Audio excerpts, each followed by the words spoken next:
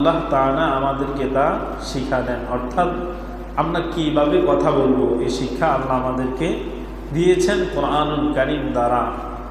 তো আমরা যারা কোরআন শিখেছি, কোরআন পড়েছি, কোরআন থেকে শেখার চেষ্টা করতেছি, করব, আমরা এই আল্লাহ কিভাবে কথা বলতে আমাদেরকে বলছেন সেটা আমরা বলতে পারব ইনশাআল্লাহ।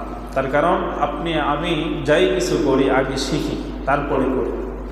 এজন্য আমাদের আগে তালিম, শিক্ষা প্রয়োজন। তো এজন্যই তো আল্লাহ তাআলার হাবিব সাল্লাল্লাহু আলাইহি ওয়াসাল্লাম আমাদেরকে বলছেন কি, তালাবুল ইলমি ফারিদাতুন আলা কুল্লি মুসলিম ওয়া মুসলিমাতিন, প্রত্যেকটা মুসলিম নর এবং নারী প্রত্যেকেরই জন্য দ্বীনি শিক্ষায় শিক্ষিত হওয়া ফরজ। এটাকে নফল, মুস্তাহাব কোনো সাধারণ বিষয় বলেন নাই, ফরজ বলছেন। নামাজ যেমন ফরজ, দ্বীনি ইলম অর্জন করা, শিক্ষায় শিক্ষিত হওয়া ঠিক তেমন ফরজ। হজ যেমন ফরজ, ঠিক দ্বীনি ইলম শিক্ষা করা ফরজ। যাকাত যেমন ফরজ, দ্বীনি ইলম শিক্ষা করা এটাও কি ফরজ। হালাল কামাই করা যেমন ফরজ, হালাল খাওয়া যেমন ফরজ, ঠিক আপনার আমার দ্বীনি শিক্ষা অর্জন করাও ঠিক তেমন কি ফরজ। তো এই ফরজটা, যত ফরজ আছে সব ফরজের চাইতে বড় ফরজ। কেন? এটা যদি শিখি তাহলেই তো জানবো আর কি কি ফরজ আমাদের জন্য আছে। তা আমরা তো শিক্ষাটাই আগে শিখে নেই, তাহলে বাকি যে ফরজ আছে এটা কীভাবে জানবো? এজন্য আমাদেরকে অবশ্যই ধর্মীয় জ্ঞান অর্জন করতেই হবে। এটা ছাড়া আমাদের দুনিয়া এবং আখিরাত কোনো জাহানে আমাদের বিকল্প আর কোনো রাস্তা নাই। এটা অপরিহার্য বিষয়, এটা জানতেই হবে। এটা এমন না যে যোগ বিয়োগ পারলাম না, কাউকে দিয়ে এটা ধার করে নিলাম, হ্যাঁ এটা দুনিয়ার জাগতিক বিষয় চলে, কিন্তু ধর্মীয় ক্ষেত্রে এগুলো চলে না। আল্লাহ তাআলার বিধান যা তাই, এতে কোনো পরিবর্তন একটু চুল পরিমাণ নড়বে না। কেন? এটা কার বিধান? আল্লাহ যেমন বলছেন ঠিক তেমনই, আল্লাহ যেমন করতে বলছেন ঠিক তেমনই করতে হবে। এতে আমি বাড়াতেও পারবো না, কমাতেও পারবো না। হয়তো আকলে ধরে না, কিছু করার নেই। হয়তো আমার মনে ধরে না, কিছু করার নেই। হয়তো ভালো লাগে না, কিছুই করার নেই। আমার মনে ধরুক না ধরুক, আমার ভালো লাগুক আর নাই লাগুক, আমার যুক্তিতে আসুক আর নাই আসুক, এটা আল্লাহর বিধান, আমি আল্লাহর গোলাম, আমাকে মানতেই হবে। কথা ঠিক কি না? মানতেই হবে। কেন? আমার রব, আমার পালনকর্তা, আমার মালিক, তিনি আমার জন্যই বিধান করছেন, আর কেউ না। ওনার বিধান এটা মানতে হবে। এই জন্য আপনারা যারা আছেন, আপনাদের প্রয়োজন এই ধর্মীয় জ্ঞানগুলো অর্জন করা। আজকে যে কথাগুলো বলবো খুব গুরুত্বপূর্ণ কথা, যেগুলো অহরহ আমরা আমাদের মধ্যে আমল করি না, এবং এই বিষয়গুলোকে আমরা গুরুত্বই দেই না আমরা। আর এটা যে আসলে আমাদের জন্য একটা গুরুত্বপূর্ণ বিষয়, এটা আমাদেরকে জানতে হবে, শিখতে হবে, এই অনুযায়ী আমাদেরকে আমল করতে হবে। আমাদের ভবিষ্যৎ প্রজন্ম, নিঃসন্তান যারা আছে তাদেরকে শিখাতে হবে। এটাও আমাদের মনোভাব হয় না। এজন্য দেখেন, এক নম্বরে আমরা কথা কিভাবে বলবো। আল্লাহ পাক রব্বুল আলামিন কোরআনুল কারীমের সূরা আন-নূর 61 নম্বর আয়াতে কারিমার মাঝে বলেন, কথা বলার আগে তোমরা সালাম দিবে। কথা বলার আগে কি দিবে? সালাম দিবে। আল্লাহ পাক রব্বুল আলামিন সূরা আন-নূর 61 নম্বর আয়াতে কারিমার মাঝে বলেন, فَإِذَا دَخَلْتُمْ بُيُوتًا فَسَلِّمُوا عَلَى أَنفُسِكُمْ تَحِيَّةً مِّنْ عِندِ اللَّهِ مُبَارَكَةً طَيِّبَةً كَذَلِكَ يُبَيِّنُ اللَّهُ لَكُمُ الْآيَاتِ لَعَلَّكُمْ تعقلون فإذا دخلتم, যখন তোমরা প্রবেশ করবে, কোথায়? বুয়ুতান, ঘরে, বাসাতে, কামরাতে। ফাসাল্লিমু আলা আনফুসিকুম, তোমরা ঘরবাসীকে আগে সালাম প্রদান করো। কি করো? সালাম প্রদান করো, আগে সালাম দাও। বিশাল বড় আয়াত, যেটা আমাদের মুখ্য উদ্দেশ্য সেটাই বলছি। এখানে এই ঘরটা, যে ঘরে ঢুকবো, এ ঘর আমার মার ঘর হতে পারে, আমার বাবার কামরা হতে পারে, আমার বোনের কামরা হতে পারে, আমার ভাইয়ের কামরা হতে পারে, আমার ফুফির কামরা হতে পারে, আমার খালার কামরা হতে পারে, আমার মামির কামরা হতে পারে, মামার কামরা হতে পারে, কারো না কারো একজনের কামরা হতেই পারে। কিন্তু যখনই যার কামরাতে আমি ঢুকবো, যার বাসাতেই ঢুকবো, ঢোকার আগে আমাকে ওনার সাথে সাক্ষাৎ করার জন্য প্রথম স্টেপ যেটা আপনাকে আমাকে করতে হবে সেটি হলো ফাসাল্লিমু, আগে তুমি তাকে সালাম দাও। সুবহানাল্লাহ। এজন্য আল্লাহর হাবিব বলছেন, قال رسول الله صلى الله عليه وسلم السلام قبل الكلام, আগে সালাম দাও তারপরে কথা বলো। আগে কি বলতে বলছে? আগে সালাম দিতে বলছে, তারপরে কথা বলতে বলছে। আমরা আগে জিজ্ঞাসা, কেমন আছো ভাই? আসসালামু আলাইকুম। অনেক সময় ভুলটা করি না? কোন সময় এরা আসসালামু আলাইকুম, ভাই আপনি হঠাৎ করে এখানে? আসসালামু আলাইকুম। আগে ভাই, তারপরে সালাম। তা আমরা আল্লাহ রসুল এবং আল্লাহ তাআলার এই কথার বিপরীত হয়ে গেলাম না? আমলটা উল্টা হয়ে গেছে না। ভালো আর মন্দ, এই খোঁজ খবর, এটা পরে, আগে সালাম। আগে কি সালাম মানে কি? আসসালামু আলাইকুম, আল্লাহ তাআলা আপনার প্রতি শান্তি বর্ষণ করুন। তাহলে এটা কি হলো? একটা দোয়া। এটা কি? আবার আপনাকে সালাম দেওয়ার পর আপনি যখন সালামের জবাব দিলেন, আপনি কি বলছেন? ওয়া আলাইকুমুস সালাম, আল্লাহ তোমার উপরেও শান্তি বর্ষণ করুন। সুবহানাল্লাহ। একে অপরের জন্য আগে দোয়া করলো। কি করলো? দোয়া। তো দোয়া কি পয়সা দিয়ে কেনা যায়? কখনো আপনি অর্থ দিয়ে, টাকা দিয়া, সম্পদ দিয়া, মানুষকে খাওয়ায়া কোনোদিন আপনি প্রকৃত দোয়া অর্জন করতে পারবেন না। প্রকৃত দোয়াই হচ্ছে দিল থেকে। কি থেকে? দিলের দোয়াটাই হলো কি সবচেয়ে বড় দোয়া। কখন কে আপনার আমার এই দিল থেকে খালিস একদম আপনার জন্য দোয়া করে আমরা কেউ জানি না। কোন ওসিলায় কখন কে জানে আপনার আমার জন্য এমন মহান একটি দোয়া করে ফেলেন অন্তর থেকে, যে দোয়ার বরকতে দুনিয়া আখিরাত সুন্দর হয়ে যেতে পারে।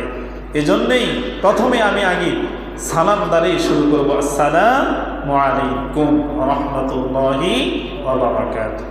সালাম আমাকে যে পরিমাণ দেওয়া হবে, জবাবও আমি সেই পরিমাণেই দিব। আসসালামু আলাইকুম ওয়া আলাইকুমুস সালাম, আসসালামু আলাইকুম ওয়া রাহমাতুল্লাহ, ওয়া আলাইকুমুস সালাম ওয়া রাহমাতুল্লাহ, আসসালামু আলাইকুম ওয়া রাহমাতুল্লাহি ওয়া বারাকাতুহু, ওয়া আলাইকুমুস সালাম ওয়া রাহমাতুল্লাহি ওয়া বারাকাতুহু। সালাম যে পরিমাণ, জবাবও কি সেই পরিমাণেই দিব। সে আমার জন্য যে পরিমাণ দোয়া করছে, আমিও তার জন্য সেই পরিমাণ দোয়া করব। এক সময় দেখা যায় চলন্ত অবস্থায় উনি সালাম দিছে আসসালামু আলাইকুম, আমি এখন জবাব দিই ওয়া আলাইকুমুস সালাম ওয়া রাহমাতুল্লাহি ওয়া বারাকাতুহু ওয়া মাগফিরাতুহু ওয়া জান্নাতুহু ওয়া হায়াত করতে আছে। এটা শুনছি কিছু? হ্যাঁ না, যে পরিমাণ সালাম দেওয়া হচ্ছে সেই পরিমাণেই কি আমরা জবাব দিই। এটি হলো সুন্নাহ। আর সালাম দেওয়া হলো সুন্নাহ, কিন্তু সালামের জবাব শুনিয়ে দেওয়া হলো ওয়াজিব। কি বললাম? সালাম দেওয়া সুন্নাত, কিন্তু সালামের জবাব শুনিয়ে দেওয়া হলো কি ওয়াজিব। তাহলে সুন্নত বড় নাকি ওয়াজিব বড়? সুন্নত বড় না ওয়াজিব বড়? ওয়াজিব বড়। আগে হইল ফরজ। ফরজ হলো দুই প্রকার, ফরজ আইন, ফরজে কিফায়া। ফরজ আইন হলো এই ফরজ নামাজ। এই ফরজ নামাজ যার যার নিজ স্ব ব্যক্তি, আপনার আমার এই ফরজ নামাজ অন্য কেউ পড়ে যদি আদায় করে দিই হবে না। যদি এই সিস্টেম থাকতো আজকেও আপনাদেরকে পাওয়া যেত না ইমাম মুয়াজ্জিন, বেতন দেওয়া রাখছি, সেজদা দিতে দিতে কোপাল হাড় শুদ্ধ ক্ষয় করে নেবেন, বেতন আরও বাড়াই দেন, কোনো সমস্যা নেই। কিন্তু আমরা এটা আমরা মসজিদ, এই সিস্টেম আল্লাহ বাঁচাইছে আমগরে, এই সিস্টেম আল্লাহ রাখছেন। তাহলে নামাজ যার যারটা সেই কি করতে হবে, এটা হলো ফরজ আইন। কেউ কারোটা আদায় করতে পারবে না, এটা তার স্ব ব্যক্তি, সে নিজেই করতে হবে। আর ফরজে কিফায়া যেমন জানাজার নামাজ, পুরা মহল্লাবাসী থেকে যদি 3 জন ব্যক্তি একজনের জানাজার নামাজ আদায় করে দেয়, সবার পক্ষ থেকে ফরজে কিফায়ার দায়িত্ব কি আদায় হয়ে যাবে। এই ফরজে কিফায়ার পরে যেই বিষয় সেটা হচ্ছে ওয়াজিব। সেটা কি ওয়াজিব, ওয়াজিবের পর হলো সুন্নতে মুআক্কাদা, সুন্নতে মুআক্কাদার পর হলো সুন্নতে জায়েদা, এরপর হলো মুস্তাহাব মুবাহ। বুঝতে পারছি? ওয়াজিব কিন্তু ফরজের পরের স্থান, খুব গুরুত্বপূর্ণ জিনিস। এজন্য ওয়াজিব কেউ যদি তরক করে কবিরা গুনাহগার হয়। কি গুনাহগার হয়? কবিরা। আর কবিরা গুনাহ খুব ছোট নাকি? কবির শব্দের অর্থই হচ্ছে বড়। কবিরা গুনাহ মানে বড় গুনাহ, কবিরা গুনাহ মানে কি? বড় গুনাহ। এজন্য এই গুনাহ করা যাবে না। যখনই আমাদেরকে সালাম দিবে আমরা জবাবটা একটু উচ্চ স্বরে সুন্দরভাবেই দিব, ওয়া আলাইকুমুস সালাম। ঠিক আছে? অনেক সময় সালাম দেয়, যে সালাম দেয় সামনাসামনি, এর মুখে মনে তালা দিয়ে রাখছে, মানে বুঝে দিচ্ছে আপনারা সালাম দিচ্ছে, আসলে এটা ভাব নিছে, সালাম দেয়নি। আবার যিনি উত্তর দিতেছে উনিও মানে যেমন সালামদাতা তেমন উত্তরদাতা, বুঝেছে, মানে এটা কইতেছে তোরে দিব, এটা কইতেছে আমিও দিব। কেউ দোয়া কারোর জন্য করছে না, তাহলে এটা কাছাকাছি তো।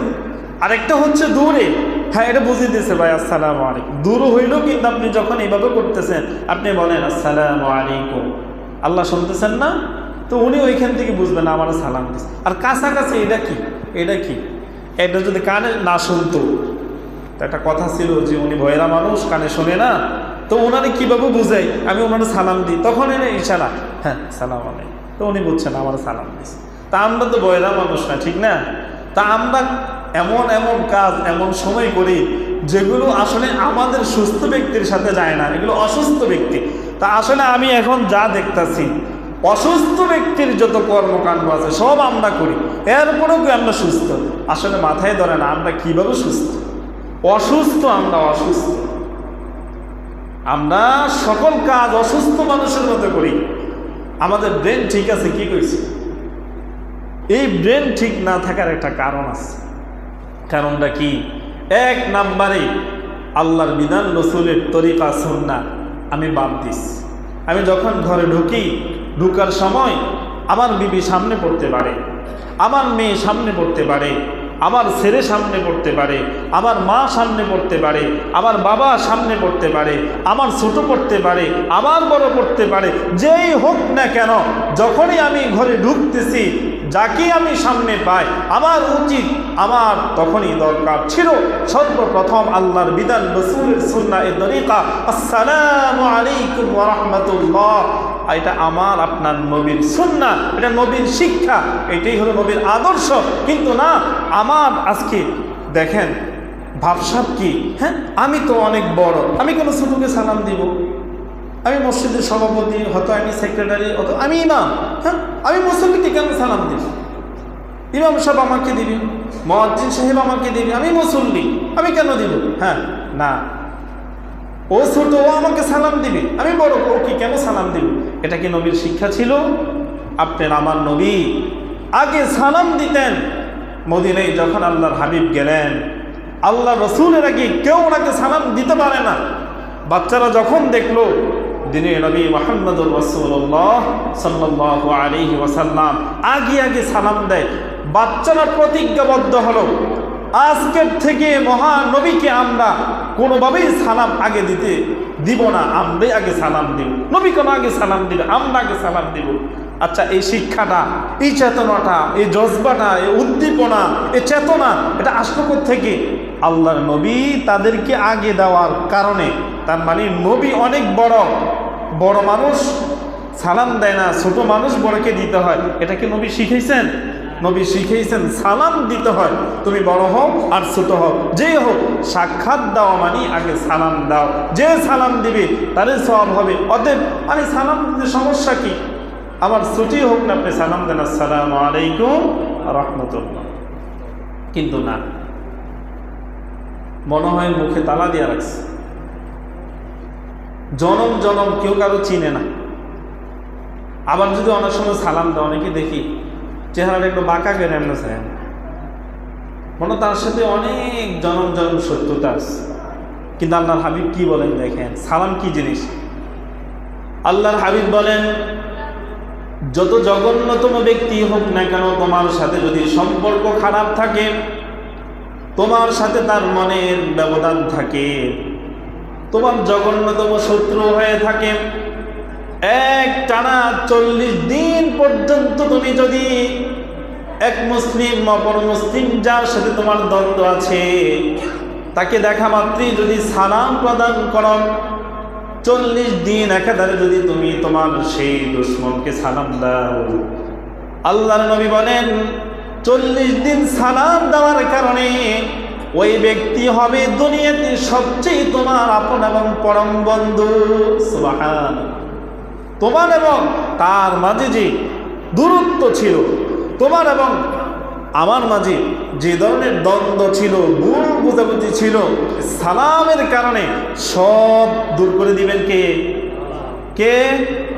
এই সালামের মধ্যে আমরা কি করছি? দোয়া করছি। কি করছি?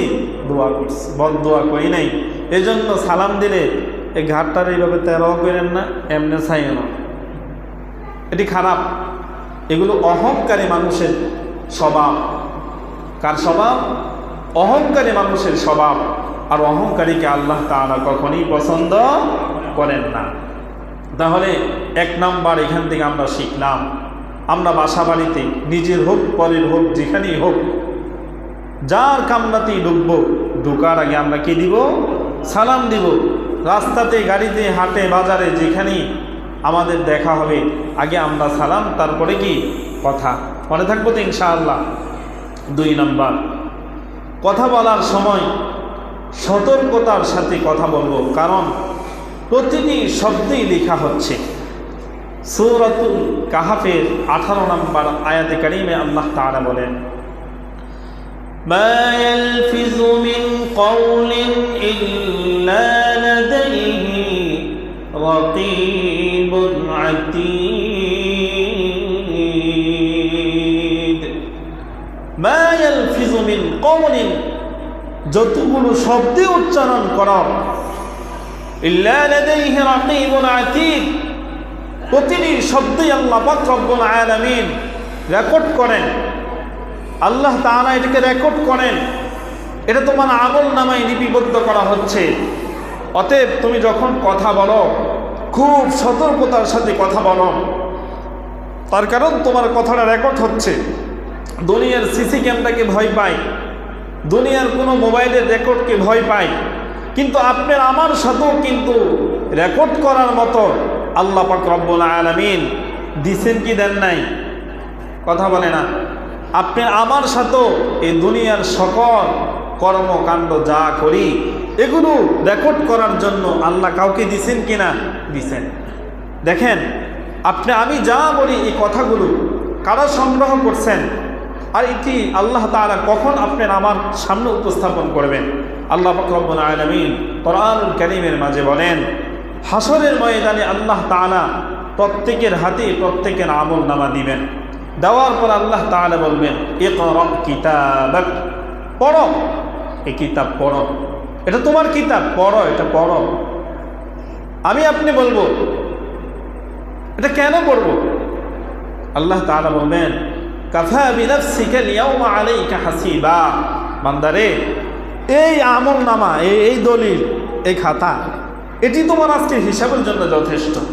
পড়ো না, পড়ো। ইকরা কিতাবাক কাফা বিনাফসিকা আল-ইয়াওমা আলাইকা হাসিবা, এই কিতাবটি আজকে তোমার হিসাবের জন্য যথেষ্ট হয়ে যাবে। যখন বান্দা পড়বে, যখন তার আমল নামার খাতার মধ্যে সে নজর দিবে, দিয়ে সে বলবে, মালি হাদাল কিতাব, আল্লাহ এটা কেমন কিতাব? লা ইউগাদিরু সাগীরাতান ওয়ালা কাবীরাতান ইল্লা আহসাহা, আমার জীবনের ছোট এবং বড়, রাতের অন্ধকারে, দিনের আলোতে আমি যত অন্যায় অপরাধ করেছি মাওলা, আমার কোনো একটা গুনাহের কথা, কোনো একটা ভালো কাজের কথা কোনোটাই তো এখানে লিপিবদ্ধ করা বাকি নাই। এটা কিভাবে সম্ভব? আল্লাহ, এটা কিভাবে সম্ভব? আমি যখন গুনাহ করছি আমার মা দেখে নাই, বাবা দেখে নাই, ভাই বন্ধু, আমার বিবি সন্তান কেউ দেখে নাই, কিন্তু এই গুনাহগুলা, এই কথাগুলা কিভাবে এখানে লিপিবদ্ধ করা হলো? আল্লাহ পাক রব্বুল আলামিন বলবেন, কিরামান কাতিবিনা ইয়ালামুনা মা তাফআলুন। বান্দারে, প্রত্যেকটা মানুষের সাথে দুইজন ফেরেশতা দিয়েছি, দুইজন দুই কাঁধে, একজন বাম কাঁধে আরেকজন ডান কাঁধে। একজন তোমার ভালো যা আছে সব লিপিবদ্ধ করেন, উনি থাকেন ডান কাঁধে, আর যিনি মন্দগুলো লেখেন সে থাকে বাম কাঁধে। তারা দুইজন সব লিপিবদ্ধ করেন। আমি আল্লাহর লৌহে মাহফুজ যে অফিস রয়েছে সেখানে তারা জমা দিয়েছেন। আজকের এই দিন আমি আল্লাহ সেখান থেকে তোমার সামনে উপস্থাপন করেছি। এখন তুমি বলো, এখানে যা লেখা আছে তোমার কর্মের সাথে কোনো ব্যবধান আছে কিনা? হ্যাঁ, যে হ্যাঁ আল্লাহ আমি তো একটু করছি, আপনি একটু বাড়াইয়া লাগছেন, বা ফেরেশতা না আমি তো বেশি করছি, জ্বালাইছি তারারে বেশি, চেইতে আরো বেশি লেগছে, না আমি এই পরিমাণ করছি না, আসেনি এমন কোনো নজির না। যা করছি তাই লেখছে, যে পরিমাণ করছি এই পরিমাণে, একটু বাড়েও লেখা নেই, একটু কমেও লেখা নেই, তাহলে আর কি করার আছে? এখন তুমি বলো তোমার বিচার কি হওয়া দরকার? তাহলে আল্লাহ তাআলা রায় দেওয়ার প্রয়োজন নাই। আপনার আমার আমল নামা আপনার আমার হাতে হাতে দিবেন, আর নিজের বিচার নিজে কি করতে বলবেন? সেদিন নিজের এই আমল নামা দেখে, নিজের কৃতকর্ম দেখে আপনি নিজে কি সিদ্ধান্ত দিবেন? আল্লাহ আমার জান্নাতে দিয়ে দেন নাকি বলতে পারবেন? তাহলে এই জন্যে আল্লাহ বলছেন, বান্দা যখন কথা বলো সতর্কতার সাথে কথা বলো, সতর্কতার সাথে কথা বলো। তুমি এমন কথা বলো না যে কথা হাসরের ময়দানে তোমার জন্য আল্লাহর জান্নাতের বাধা হয়ে দাঁড়ায়, জাহান্নামে যাওয়ার কারণ হয়ে দাঁড়ায়। আল্লাহ তাআলা এমন কথা থেকে আমাদেরকে হেফাজত করেন, বলেন আমিন। সম্মানিত ভাইয়েরা, নাম্বার 3 সূরাতুল বাকারার 83 নম্বর আয়াতে কারিমে আল্লাহ তাআলা বলেন, যখন মানুষের সাথে কথা বলো সুন্দর ও উত্তমভাবে কথা বলো। যখন মানুষের সাথে কথা বলো তখন সুন্দর ও উত্তমভাবে কথা বলো। আল্লাহ তাআলা বলেন, وَإِذْ أَخَذْنَا مِيثَاقَ بَنِي إِسْرَائِيلَ لَا تَعْبُدُونَ إِلَّا اللَّهَ وَبِالْوَالِدَيْنِ إِحْسَانًا وَذِي الْقُرْبَى وَالْيَتَامَى وَالْمَسَاكِينِ। আল্লাহ তাআলা বলেন, এই আয়াতটি বনি ইসরাইলকে লক্ষ্য করে আমি নাযিল করেছিলাম। তাদেরকে বলছিলাম, লা তা'বুদু ইল্লাল্লাহ, একমাত্র আল্লাহ ব্যতীত কারো জন্য ইবাদত করা তোমাদের জন্য বৈধ হবে না। যদি সেজদা দিতে হয় এক আল্লাহকে দিতে হবে, যদি কপালকে ঠেকাতে হয় এক আল্লাহর কদমেই ঠেকাতে হবে, যদি মাথাকে নত করতে হয় এক আল্লাহর সামনে নত করতে হবে, যদি কারো প্রশংসা করতে হয় এক আল্লাহর প্রশংসাই করতে হবে, যদি কারো গোলামি করতে হয় এক আল্লাহরই গোলামি করতে হবে, যদি কারো বিধান ফরমান হুবহুব মানতে হয় বাড়ানো কমানো যাবে না, একমাত্র সে আল্লাহ তাআলার বিধানে হুবহুব মানতে হবে। সে আল্লাহ তাদেরকে বলছেন, লা তা'বুদু ইল্লাল্লাহ, এক আল্লাহ ব্যতীত কারো ইবাদত করা যাবে না। ওয়া বিল ওয়ালিদাইনি ইহসানা, মা এবং বাবা যদি থাকেন তাদের সাথে উত্তম ব্যবহার করো, তাদের সাথে নরম ব্যবহার করো। এমন শব্দ তুমি উচ্চারণ করো না উফ শব্দ দ্বারা উচ্চারণ করবে। যদি এমন শব্দ তুমি তাদের জবান দিয়ে করাও, বান্দা তোমার দুনিয়া আখিরাত বরবাদ হয়ে যাবে। নাউযুবিল্লাহ। এরপর আল্লাহ তাআলা আরো বলেন, ওয়া বিল ওয়ালিদাইনি ইহসানা ওয়া বিদিল কুরবা, তোমার নিকটতম যারা রয়েছে তোমার প্রতিবেশী তাদের সাথে ভালো ব্যবহার করো।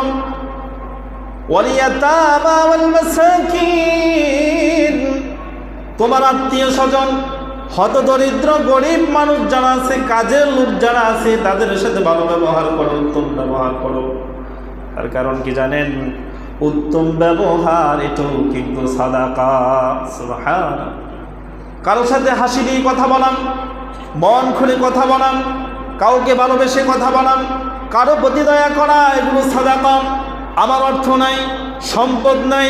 আল্লাহর হাবিবের সাহাবীরা জিজ্ঞেস করেছেন, ইয়া রাসূলুল্লাহ, ইয়া হাবিবাল্লাহ, নবী গো, আমাদের অর্থ সম্পদ তো কিছুই নাই, আমরা কিভাবে সাদাকা করব? আল্লাহর হাবিব বললেন, কারোর সাথে যদি উত্তম আচরণ করো, এটি তোমাদের জন্য সাদাকা। সুবহানাল্লাহ। তো কারোর সাথে সুন্দর ব্যবহার করা, সুন্দরভাবে কথা বলা, কারো সুন্দর আপ্যায়ন করা, এটা থেকে অর্থ লাগে? এটা মন লাগে। সুন্দর একটা কি লাগে? সুন্দর একটা মন লাগে। এই সুন্দর একটা মনের অভাবে আজকে আমরা একে অপরের মধ্যে অনেক ফাটল, অনেক দূরত্ব, অনেক শত্রুতা। আর কতদিন ভাই? এগুলো আল্লাহ তাআলা আমাদেরকে হেফাজত করেন, বলেন আমিন।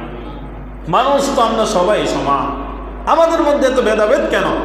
আমাদের মধ্যে এত হিংসা কেন? এটা কেন থাকবে? কেন বা থাকা? এটা তো আমাদের থাকার কথা না।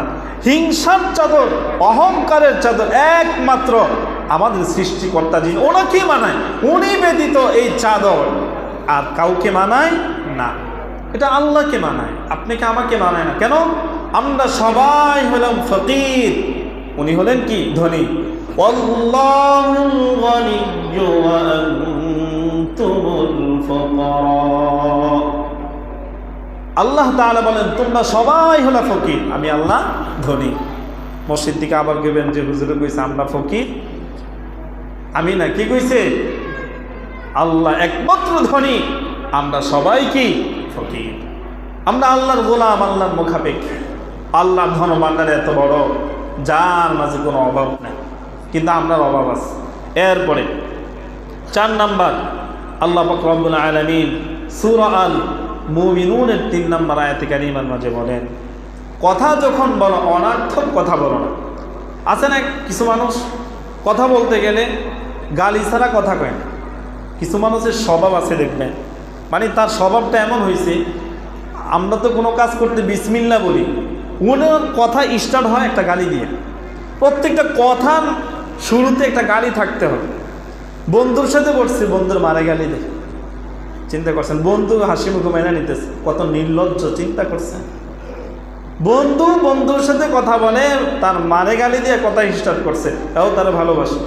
কষাইয়া দেওয়া যেটা একটা, এটা কোন ভালোবাসা? আমার মারে দিয়ে গালি দিয়ে বেটা কথা স্টার্ট করছে, বন্ধুত্ব আছে, এটা ভালো, কিন্তু গালি দিয়ে কথা বলতে হবে, এটা মুসলমানের তো কাজ না। আল্লাহ রাসূল সাল্লাল্লাহু আলাইহি সাল্লাম বলেন যে গালি দেওয়া হলো ফাসিকি, হত্যা করা হলো কি? কুফরি। সিবাবুল মুসলিমি ফুসুকুন ওয়া কিতালুহু কুফরুন। মুসলমান মুসলমানকে গালি দেওয়া, এটা হলো ফাসিকি, ফাসিক। তার সাথে আমার কিসের বন্ধুত্ব?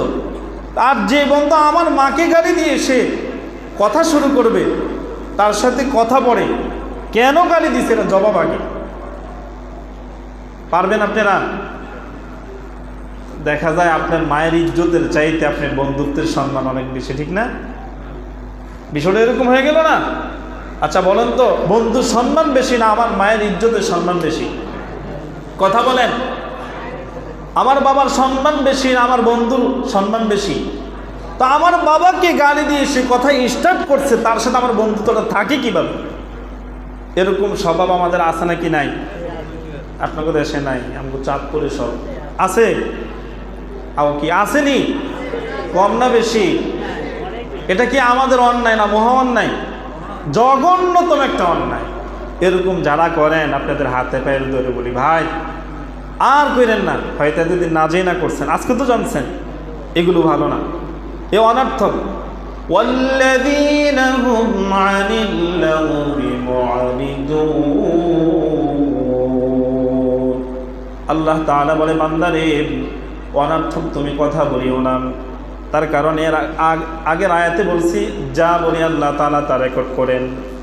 তুমি যে গালি দিলাম, গালিটাও কিন্তু রেকর্ড হয়েছে। যেদিন হাসরের ময়দানে তোমার রেকর্ডটা ওপেন করবে আল্লাহ তাআলা, সবার সামনে চালু করবেন, এটা বাঁচতে থাকবে, সবাই কিন্তু শুনবে। আজকে হয়তো দুনিয়াতে আমি শুনছি, 2-1 জন শুনছেন, কিন্তু হাসরের ময়দানে সব নবী, ওলি, গাউস, কুতুব, ফকির, দরবেশ সবাই শুনবে। সেদিনে লজ্জা হলো সবচেয়ে বড় লজ্জা। এই জন্য আল্লাহ তাআলা বড় দরদ দিয়ে বলতেছে, বান্দা কথা বলার সময় অনর্থক কথা বলো না, গালি দিয়ে কথা বলো না। পারবেন তো ইনশাআল্লাহ? 5 নাম্বার, কণ্ঠস্বর নিচু রাখা। সূরাতুল লুকমানের 19 নম্বর আয়াত আল্লাহ তাআলা বলেন, যখন তোমরা কথা বলো তোমরা উগ্রপন্থী হয়ে কথা বলো না, কণ্ঠস্বর উঁচু করো না। আছে না কিছু মানুষ কথা বললে এমনভাবে কথা বলবো না ঝগড়া করতেছে, যে শোনে তার কাছে বিরক্ত লাগে, কিরি এমনি মানুষের কথা কয়, তার কি হয়েছে এরকম বিরক্ত হয়। কিন্তু এইভাবে কর্কশ ভাষায় কথা বলাটা, উচ্চ সুরে কথা বলাটা, এটা আল্লাহ পছন্দ করেন না। আল্লাহ তাআলা সূরাতুল মুমিনিন 3 নম্বর আয়াতে কারিমার মাঝে বলেন, ওয়াকসিদি ফি মাশয়িকা ওয়াগদুদ মিন সাওতিক ইন্না আনকারাল আসওয়াতি লাসাউতুল হামির। বান্দারে, যখন এই জমিনের উপর হাঁটো মধ্যম পন্থা অবলম্বন করো, অহংকারীর মতো হাঁটো না, দম্ভবর হেঁটে যেও না, দাপট দেখায় হেঁটে যেও না। এমনভাবে তুমি জমিনের উপর হাঁটো যাতে হাসরের ময়দানে জমির আল্লাহর কাছে তোমার বিরুদ্ধে মামলা দায়ের না করে। ওয়াগদুদ মিন সাওতিক, যখন তুমি কথা বলো তোমার কণ্ঠস্বর তুমি নিচু করো, আস্তে আস্তে কথা বলো, জোরে কথা বলিও না। তার কারণ জোরে কথা বলা তোমার আমার মালিক আল্লাহ কখনই পছন্দ করেন না। নাম্বার 6 আল্লাহ তাআলা বলেন সূরাতুন নামলের 125 নম্বর আয়াতে, যখন তোমরা মানুষকে কথা বলবা, কার কথা দিয়ে মানুষকে ডাকবা, তাদেরকে কেমন উপদেশ দিবা, আল্লাহ তাআলা বলেন, উদউ ইলা সাবিলি রাব্বিকা বিল হিকমাতি ওয়াল মাউইযাতিল হাসানা। উদউ ইলা সাবিলিক, তুমি তাকে ডাকো, ইলা রাব্বিক, তোমার রবের দিকে। কেমন ভাবে? বিল হিকমা, হিকমত দ্বারা, ওয়াল মাউইযাতিল হাসানা, সুন্দর কথা দ্বারা, উত্তম উপদেশ দ্বারা। একটা মানুষকে থাপ্পড় দিয়া, জোর কইরা, তার মনে বিরোধিতা কইরা তুমি কোনো কিছু বুঝাইতে যেও না। এমনভাবে বুঝাও, এমনভাবে বলো যার মধ্যে হিকমত থাকবে, সুন্দর উপদেশ থাকবে। কিন্তু আমরা এখন বুঝাই কেমনে? এই পড়ে দেখি বেয়াদব, কথা বললে কানা যায় না, চিনস না, তোর ওইতে দেখছি বেড়া তোর বাপের বিয়া খাইছি, কয় কি কয় না? কয়নি। আর যারা আপনি ডাকছেন কিছু কইতে, হ্যাঁ তো তাহলে আরও সেন্টিমিটার গরম। আপনি আমার কিছু কইলে কেবেন ওইতে দেখছেন আমার বাপের বিয়ে খেয়েছেন, আপনার কেডা গেছে, এই সমস্ত ফাউল খবর কইতে থাকেন। আপনার কথা আপনার বিয়ে থাকে, যেমন বক্তা তেমন কি একটা মূল্য পাইছেন। কেন? ওই যে আল্লাহ বলছে, যখন বলো আল্লাহ তাআলার দেওয়া হিকমত দিয়া, আল্লাহ প্রদত্ত সুন্দর উপদেশ দিয়ে তারে বুঝাও, ঘাড়ও পাক দিবে না, তোমার সাথে অশালীন ব্যবহারও করবে না, তোমার কথাও শুনবে, তোমাকেও সে সম্মান করবে। সুবহানাল্লাহ। সর্বশেষ কথা, আল্লাহ পাক রব্বুল আলামিন বলছেন, যখন তোমরা জোরে কথা বলো, এই জোরে কথাটা আমি আল্লাহর কাছে কেমন লাগে জানো? ইন্না আনকারাল আসওয়াতি লাসাউতুল হামির। গাদা আছে না, গাদা, সবচেয়ে যে কণ্ঠস্বর বিরক্তকর, একদম খারাপ শুনতে, এটা হলো গাদার শব্দ। কার? যারা এই উচ্চস্বরে কথা বলে, আল্লাহ বলে লাসাউতুল হামির, এটা গাদা।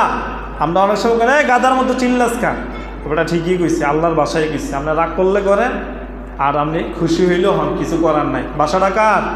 আল্লাহ। আল্লাহই কইছে গাদার মতো কথা বলিস না, চুপ থাক। এরপর আল্লাহ তাআলা বলেন, কিছু মানুষ আছে তোমাদেরকে কথা বলবে। 8 নাম্বার, মূর্খ অজ্ঞদের সঙ্গে ঝগড়া নয়, তাদেরকে উত্তম স্বভাব দিয়ে সুন্দরভাবে বুঝাও। ঝগড়া করো না, ঝগড়া করা জ্ঞানী ব্যক্তিদের কাজ না। সূরাতুল ফুরকানের 63 নম্বর আয়াত আল্লাহ তাআলা বলেন, ওয়াইবাদুর রাহমানিল্লাযীনা ইয়ামশুনা আলাল আরদি হাওনা ওয়া ইযা খাতাবাহুমুল জাহিলুনা ক্বালু সালামা। ইবাদুর রহমান, রহমানের বান্দা হলো তারা যারা জমিনের উপর হাঁটে নম্রতার সাথে, ভদ্রতার সাথে। ওয়াইদা খাতাবাহুমুল জাহিলুন, যখন কোনো মূর্খ ব্যক্তি এই শিক্ষিত ব্যক্তিদেরকে সম্বোধন করে কোনো কিছু বলে তর্ক করার উদ্দেশ্যে, তখন এই জ্ঞানী বুদ্ধিমান ব্যক্তিরা বলে ক্বালু সালামা, আমি বিতর্ক এগুলো পছন্দ করি না, তর্ক, আমি নিরাপদে থাকতে চাই। ক্বালু সালামা, তুমি নিরাপদে থাকো, আমি নিরাপদে থাকি, চলো, ঝগড়ার কোনো দরকার নেই। এজন্য ইসলামের নীতি হলো, হয়তো কিছু বুঝো, না হয় কিছু বুঝাও, কিন্তু তর্ক করা যাবে না, দ্বন্দ্ব করা যাবে না, মারামারি করা যাবে না। কিন্তু আমরা করি কি করি না? করি কি করি না? এই বেটা হুজুরে বুঝে না, আমি বুঝি, হ্যাঁ হুজুরে বুঝে না, বেটা 18-19 বছর পড়াশোনা করে এসে বেটা বুঝে নাই, বেটা বুঝে ঘোড়ার কাছ খাইতে বেটা বুঝে, হুজুরে বুঝে না। আছে না এরকম? আল্লাহ পাক রব্বুল আলামিন আমাদের সকলকে সঠিকভাবে আল্লাহ প্রদত্ত শিক্ষা অনুযায়ী একে অপরের সাথে কথা বলার তৌফিক দেন, বলেন আমিন। ওয়া আখির দাওয়ানা আলহামদুলিল্লাহি রাব্বিল